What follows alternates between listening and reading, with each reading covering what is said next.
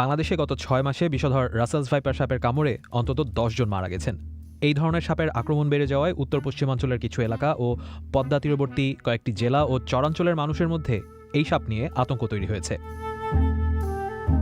সাপের এই প্রজাতিটি বাংলাদেশ থেকে বহু বছর আগে বিলুপ্ত হয়ে গিয়েছিল বলে ধারণা করা হচ্ছিল, কিন্তু গত ১০-১২ বছর আগে থেকে আবারও এই সাপের কামড়ের ঘটনার প্রমাণ পাওয়া গেছে।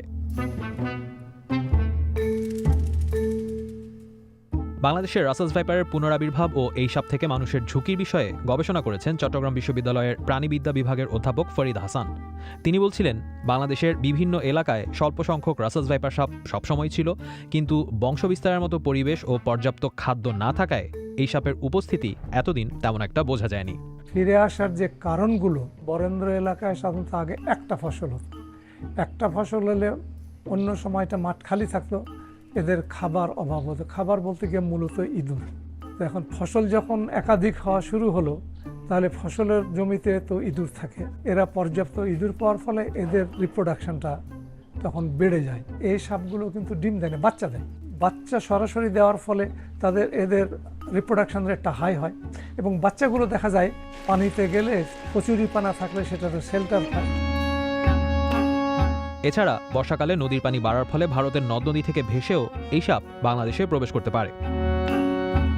বিশেষজ্ঞরা বলছেন, ঘন ঝোপ আর পরিত্যক্ত জমি অপেক্ষাকৃত কমে যাওয়ায় এই সাপ বর্তমানে কৃষি জমিতেই থাকে, যার ফলে যারা মাঠে কৃষিকাজ করেন তারা রাসেলস ভাইপারের দংশনের সবচেয়ে বেশি শিকার হয়ে থাকেন। মূলত বাংলাদেশের উত্তর ও উত্তর পশ্চিমাঞ্চলে রাসেলস ভাইপারের উপস্থিতি সবচেয়ে বেশি দেখা গেলেও সম্প্রতি দক্ষিণাঞ্চলের জেলাগুলোতেও এই সাপের উপস্থিতির প্রমাণ পাওয়া গেছে। বর্তমানে বাংলাদেশের ২০টিরও বেশি জেলায় এই সাপের উপস্থিতি আছে বলে নিশ্চিত হওয়া গেছে। তবে অধিকাংশ এলাকার স্বাস্থ্যকেন্দ্রেই এই সাপের বিষের প্রতিষেধক রয়েছে বলে বলছেন বিশেষজ্ঞরা।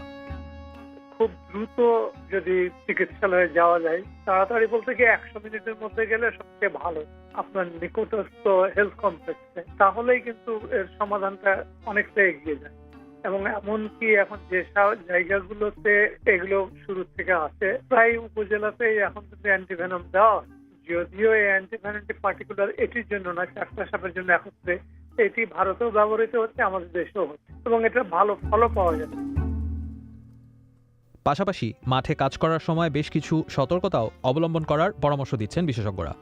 যখন ফসল কাটবে এ সময় আমার কাছে অনেকে কি করবে, তাদেরকে সাজেশন শুধু দুটো দিতে পারছি, তিনটি। সেটি হলো যে পারলে তারা গামবুট ব্যবহার করুক, জিন্সের ট্রাউজার, এবং একটা বড় হালকা লাঠি দিয়ে যেন আগে একটু ফসলের গোড়াটা নাড়িয়ে দিলে সাপটা সরে যাবে।